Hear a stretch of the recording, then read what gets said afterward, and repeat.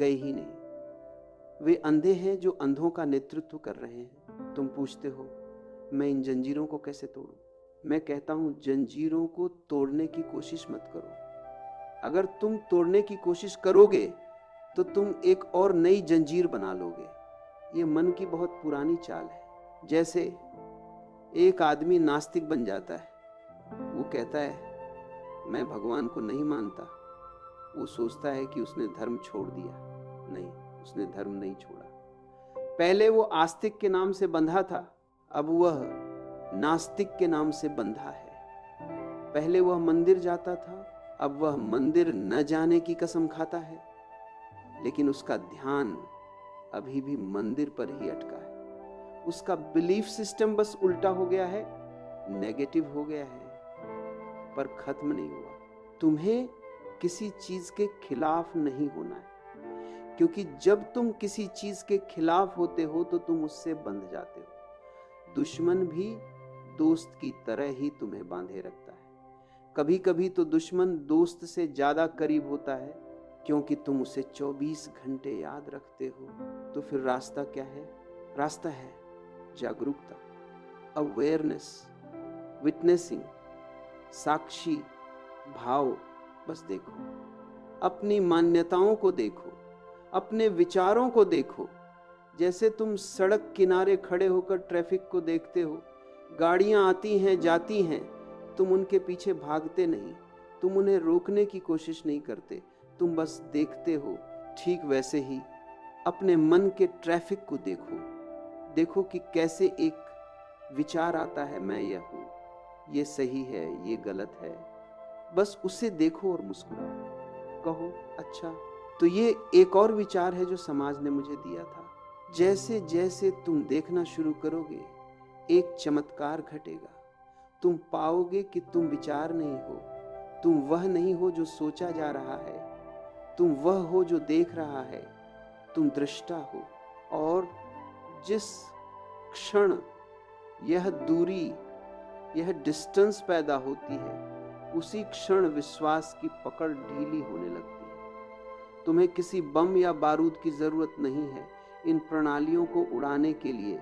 जागरूकता की एक किरण काफी है।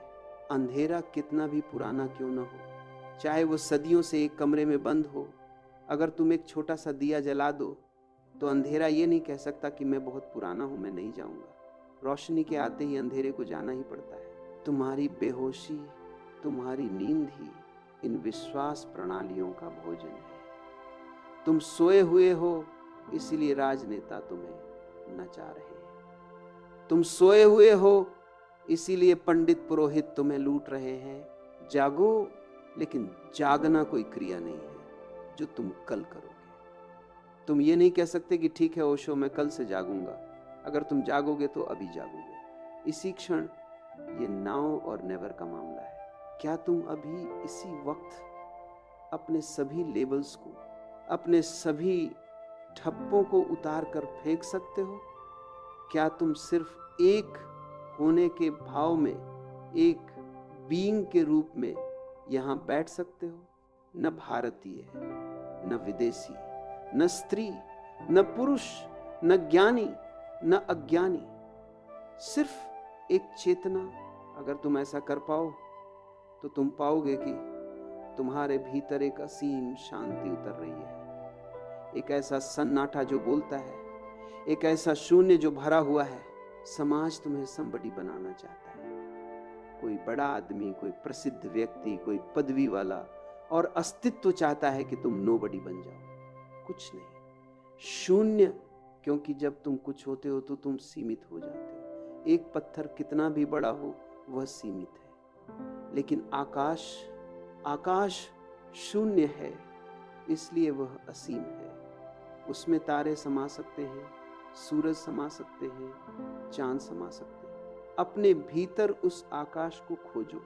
जब तुम बिलीफ सिस्टम्स को ढोते हो तो तुम्हारा दिमाग कचरा घर बन जाता है। उसमें सदियों का कूड़ा भरा है। गीता के शब्द, कुरान की आयतें, बाइबल के वचन, ये सब तुम्हारे लिए तब तक कूड़ा है जब तक ये तुम्हारे अपने अनुभव नहीं बन जाते। कृष्ण ने जो जाना वह कृष्ण का सत्य था। बुद्ध ने जो जाना वह बुद्ध का सत्य था।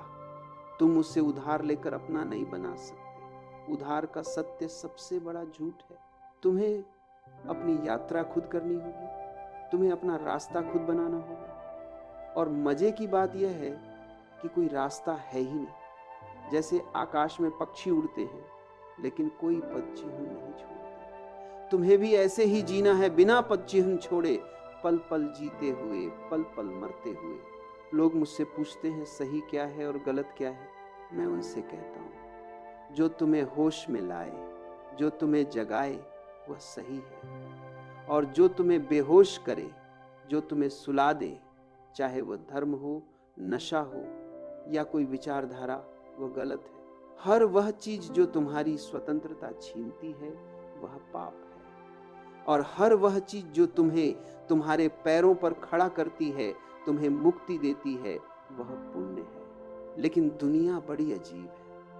यहां लोग अपनी जंजीरों से प्यार करते हैं। वे अपनी जंजीरों को सोने का पानी चढ़ा लेते हैं, उन पर नक्काशी कर लेते हैं और फिर उनकी पूजा करते हैं। अगर तुम उनकी जंजीरें तोड़ने जाओ तो वे तुम्हें ही मार डालेंगे। सुकरात के साथ उन्होंने यही किया, जीसस के साथ उन्होंने यही किया, मंसूर के साथ उन्होंने यही किया। इन लोगों का अपराध क्या था?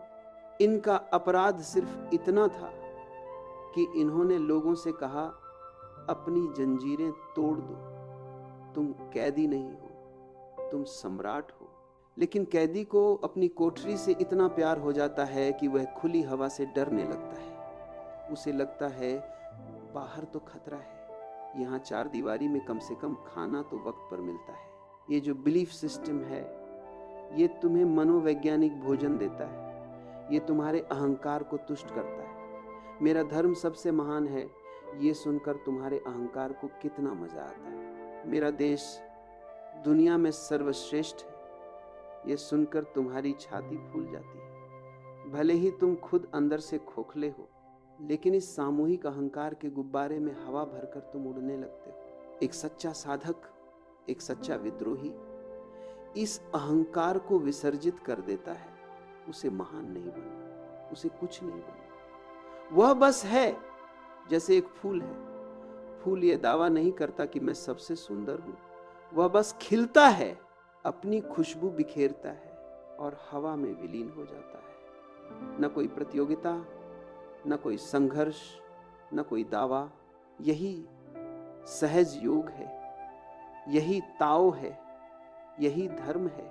बाकी सब मंदिर, मस्जिद, चर्च, गिरजाघर, ये सब राजनीति है, ये सब दुकानदारी है। जब मैं यह कहता हूं तो तुम्हें चोट लग सकती है, लेकिन यह चोट जरूरी है, घाव को कुरेदना जरूरी है ताकि मवाद बाहर निकल सके। तुम कहते हो यह दिशा है उस जगह की ओर जहां कोई बिलीफ सिस्टम नहीं पहुंच सकता। बिल्कुल सही। वह जगह तुम्हारे हृदय की गुफा है, वह जगह तुम्हारे अस्तित्व का केंद्र है। वहां न वेद पहुंच सकते हैं न विज्ञान। वहां सिर्फ तुम जा सकते हो, और तुम भी तब जब तुम न रहो, जब तुम अपने मैं को दरवाजे पर छोड़ आओ। कबीर ने कहा है ना, प्रेम गली अति सांकरी, तामे दो न समाए। यह सत्य की गली भी बहुत संकरी है, इसमें दो नहीं समा सकते, तुम और तुम्हारा भगवान या तुम और तुम्हारा विश्वास नहीं। वहां सिर्फ एक ही रह सकता है। या तो तुम रह लो अपने अहंकार के साथ, या फिर सत्य रह ले। अगर सत्य को पाना है तो तुम्हें मिटना होगा, और मिटने का नाम ही ध्यान है, मिटने का नाम ही प्रेम है। जब तुम किसी विचारधारा को पकड़ते हो तो तुम जीवन के प्रवाह को रोक देते हो। जीवन नदी है, विचारधारा चट्टान है। नदी बहना चाहती है, सागर से मिलना चाहती है, चट्टान कहती है यहीं रुको, यही जगह सही है। तुम देखो, जो लोग बहुत कट्टरपंथी होते हैं उनकी आंखों में देखो, तुम्हें वहां जीवन नहीं दिखेगा, तुम्हें वहां पत्थर की ठंडक दिखेगी। वे लाशें हैं जो चल रही हैं, उन्होंने अपने दिमाग के दरवाजे बंद कर लिए हैं। वे अब कुछ नया नहीं सीख सकते, वे अब बदल नहीं सकते, और जो बदल नहीं सकता वह जीवित नहीं है। जीवन का दूसरा नाम ही परिवर्तन है। हर पल नया, हर पल ताजा। सुबह का सूरज आज वह नहीं है जो कल था, आज का गुलाब वह नहीं है जो कल था। हर पल अस्तित्व खुद को नया कर रहा है, लेकिन तुम्हारा धर्म हजारों साल पुराना है, तुम्हारी किताब हजारों साल पुरानी है। तुम बासी खाने पर जिंदा हो और फिर तुम हैरान होते हो कि तुम्हारे जीवन में कोई आनंद क्यों नहीं, कोई उत्सव क्यों नहीं। बासी खाना खाकर सिर्फ बीमारी होगी, स्वास्थ्य नहीं मिलेगा। धर्म को हर पल पैदा होना चाहिए। तुम्हारे भीतर, तुम्हारे अनुभव से जब तुम किसी फूल को देखते हो और तुम्हारे भीतर एक अहोभाव उठता है, एक वाव उठता है, वह धर्म है। जब तुम किसी का हाथ थामते हो और एक करुणा बहती है, वह धर्म है। जब तुम अकेले में बैठकर अपनी ही सांसों को आते जाते देखते हो और एक शांति तुम्हें घेर लेती है, वह धर्म है। ये कोई बिलीफ नहीं है, ये एक्सपीरियंस है, ये अनुभव है। और अनुभव को किसी सबूत की जरूरत नहीं होती। क्या तुम्हें सबूत चाहिए कि तुम जीवित हो? क्या तुम किसी से पूछते हो, भाई साहब जरा चेक करके बताइए मैं जिंदा हूं या नहीं? नहीं, तुम जानते हो क्योंकि तुम इसे जी रहे हो। 20 सत्य भी ऐसा ही है। जब वह उतरता है तो वह अपने साथ अपना प्रमाण लेकर आता है, उसकी अपनी रोशनी होती है। तो क्या करना है? कुछ नहीं करना है। और यही सबसे कठिन काम है, कुछ नहीं करना। इसका मतलब है कि अपने मन के घोड़ों को दौड़ाना बंद करो, खोजना बंद करो, तलाशना बंद करो। रुक जाओ, ठहर जाओ। तुमने पूरी दुनिया में दौड़ लगा ली, तुमने धन कमाकर देख लिया, तुमने पद पाकर देख लिया, तुमने रिश्ते बनाकर देख लिए, तुमने मंदिर मस्जिद में माथा रगड़ कर देख लिया। क्या मिला? वही खालीपन, वही बेचैनी, वही डर, क्योंकि तुम बाहर खोज रहे थे। और कस्तूरी मृग की नाभि में है, वह जंगल जंगल भटक रहा है, खुशबू के स्रोत को खोज रहा है, और खुशबू उसी के भीतर से आ रही है। तुम वही कस्तूरी मृग हो।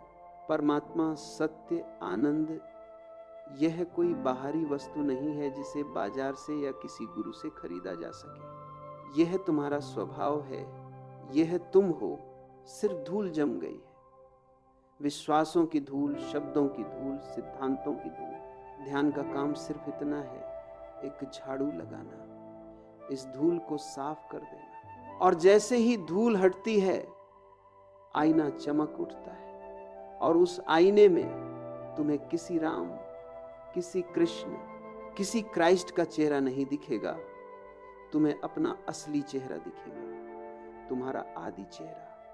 वह चेहरा जो तुम्हारे पैदा होने से पहले तुम्हारा था और जो तुम्हारे मरने के बाद भी तुम्हारा रहेगा। उसे जैन फकीर कहते हैं दी ओरिजिनल फेस।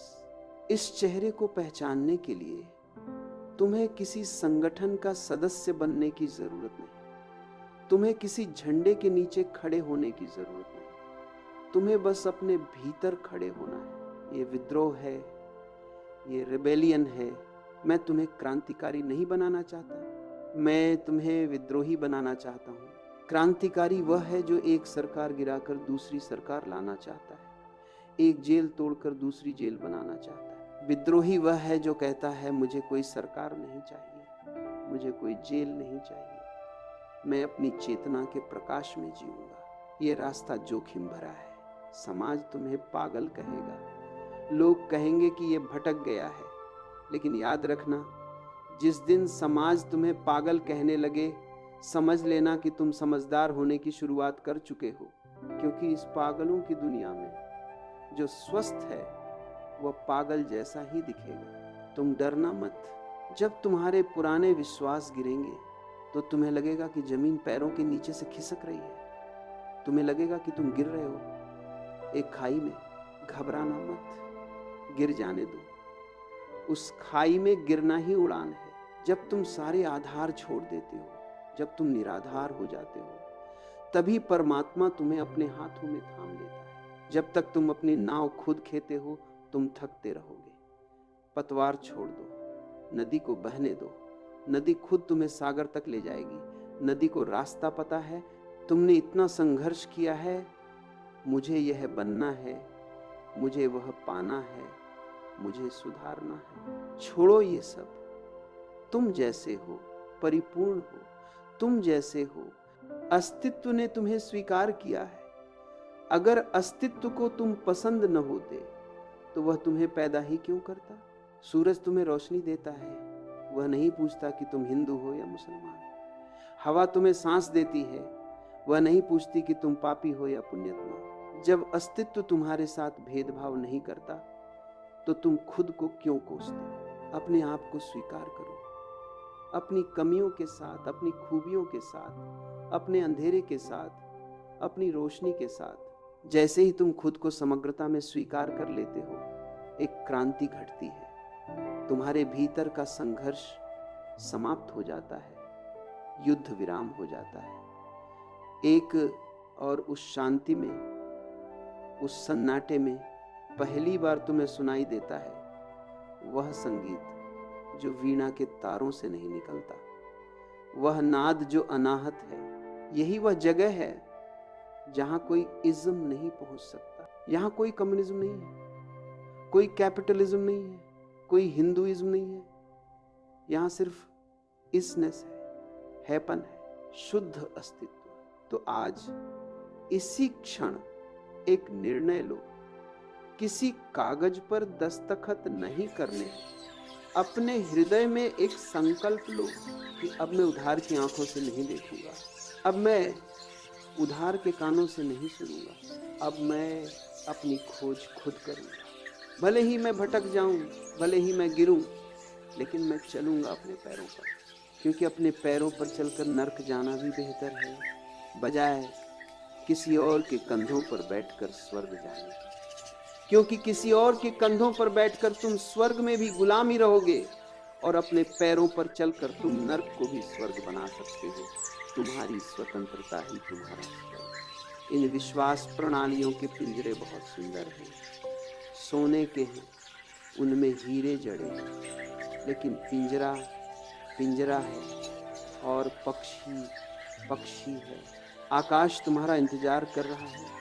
पंख खोलो, ये पंख हैं ध्यान और प्रेम। एक पंख से नहीं उड़ पाओगे, दोनों चाहिए। ध्यान तुम्हें खुद से मिलाएगा, प्रेम तुम्हें दूसरों से मिलाएगा, और जब ध्यान और प्रेम मिलते हैं तो परमात्मा का जन्म होता है। तुम कोई साधारण मिट्टी के पुतले नहीं हो, तुम्हारे भीतर पूरा ब्रह्मांड छिपा है।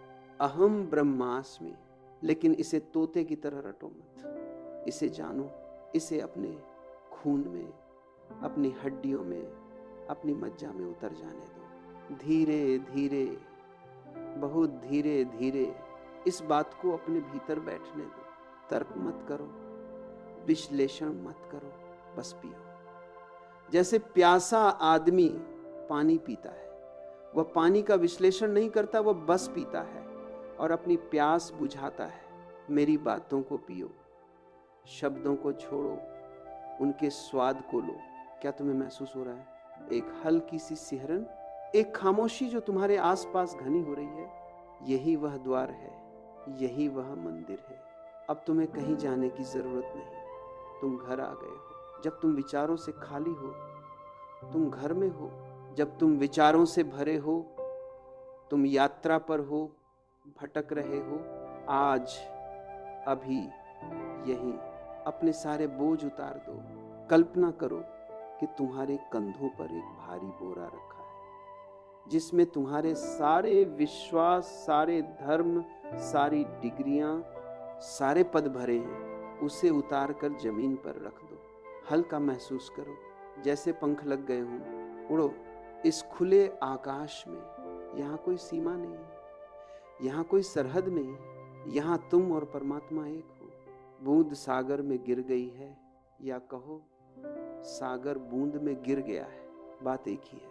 यही मुक्ति है, यही मोक्ष है, यही वह जगह है जिसकी तलाश में तुम जन्मों जन्मों से भटक रहे थे। अब और मत भटको, ठहर जाओ, बस ठहर जाओ। मेरी बातों को इतना ध्यानपूर्वक सुनने के लिए मैं तुम्हारे अंदर के परमात्मा को प्रणाम करता हूँ। मेरा प्रणाम स्वीकार करें।